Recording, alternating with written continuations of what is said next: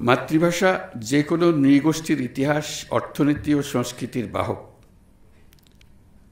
মাতৃভাষার সঙ্গে সকল মানুষের আত্মার সম্পর্ক। মাতৃভাষার পর মানুষ যত ভাষায় আত্মস্থ করুক, সেসব নতুন ভাষায় যতই পারদর্শিতা অর্জন করুক না কেন, মাতৃভাষাকে তার হৃদয়ের গভীরতা থেকে সরাতে পারে না। পৃথিবীর প্রায় সকল দেশে নানা ভাষার কিংবা হাতে গোনা কয়েকটি দেশের কিছু মানুষ নাগরিকত্ব গ্রহণ করে কয়েক ধরে বসবাস করে। নতুন দেশের ভাষা তাদের দৈনন্দিন জীবনে 24 ঘন্টার ভাষায় পরিণত হয়ে যায়, তবু সেই ভাষা মাতৃভাষায় পরিণত হয় না। তারা নিজেদের মধ্যে একত্র হলেই উৎসাহ সহকারে নিজেদের মূল ভাষায় ফিরে যায়। তাদের মূল ভাষা সৃষ্টি করে নেয় নিজেদের। যেসব শহরে তাদের মাতৃভাষাভাষীর সংখ্যা বেশি, তাদের মেয়র, সিটি কাউন্সিলের সংখ্যাগরিষ্ঠতার জোরে অনায়াসে নির্বাচিত হয় তারা। তাদের শহরে তাদের নিজেদের মাতৃভাষা নির্দ্বিধায় প্রতিষ্ঠিত করে ফেলে। তাদের মাতৃভাষায় সরকারি দৈনন্দিন কাজকর্ম পরিচালনা করে। তাদের ভাষাভাষী পুলিশ শহরের আইনশৃঙ্খলা রক্ষা করে। অথচ শহরের গণ্ডি ছাড়ালেই তারা আবার তাদের নতুন ভাষায় সাবলীলভাবে ফিরে যায়। শহরের নতুন নাগরিকদের নিয়ে পুরনো নাগরিকদের মনে কোনো ক্ষোভের সৃষ্টি হয় না। এক ভাষা শিখলেই ভাষায় দুর্বল হয়ে পড়বে, এই ধারণার কোনো ভিত্তি নেই। পৃথিবীর বহু দেশে একই নাগরিক সাবলীলভাবে কয়েকটি ভাষায় কথা বলবে, এটা খুবই স্বাভাবিক বলে ধরে নেওয়া হয়। তারা শৈশব নানা ভাষা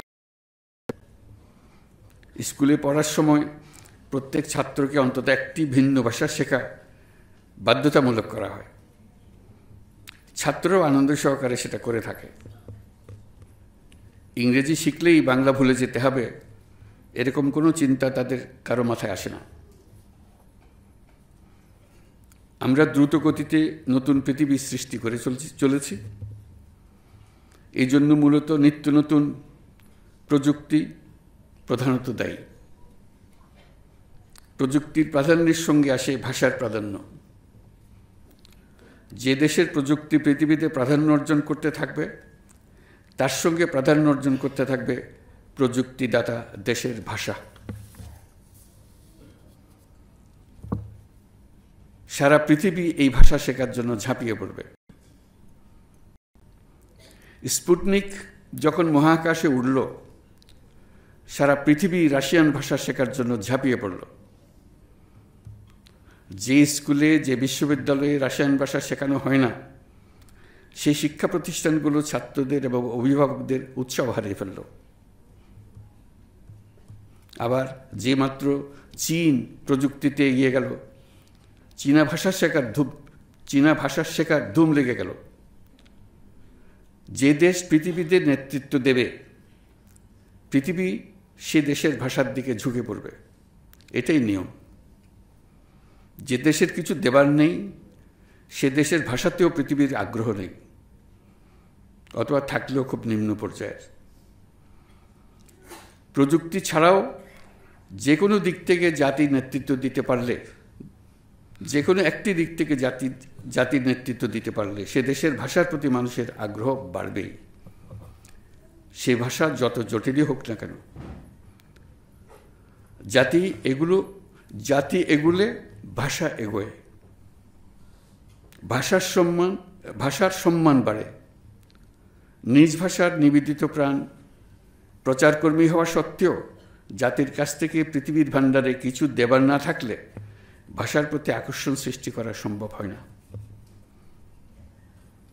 ভাষার প্রতি আগ্রহ সৃষ্টির সঙ্গে সাহিত্য, প্রযুক্তি, বিজ্ঞান সরাসরিভাবে জড়িত। আমরা যখন মাতৃভাষায় কথা বলি, তখন যেন মনে রাখি মাতৃভাষা মানুষের প্রাথমিক ভাষা। এরকম একটি ভাষা প্রথম শ্রবণে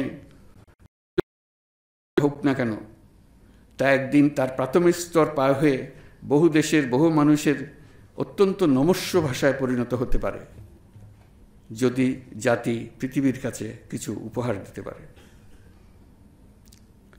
যদি সেই ভাষা পৃথিবীর অগ্রযাত্রায় স্ট্র্যাটেজিক বা কৌশলগত ভূমিকা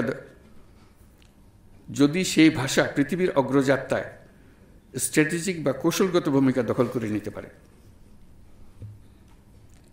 আজ আমরা মাতৃভাষা দিবসে সকল মাতৃভাষা উন্নয়ন ও সংরক্ষণের জন্য প্রতিজ্ঞাবদ্ধ হলাম। আবেগের কারণ তো আছেই, মস্ত বড় স্বার্থের কারণও আছে। এখন আমাদের জানা নেই কোন অজ্ঞাত নামহীন মাতৃভাষা পৃথিবী সম্পূর্ণ পাল্টে দেবে।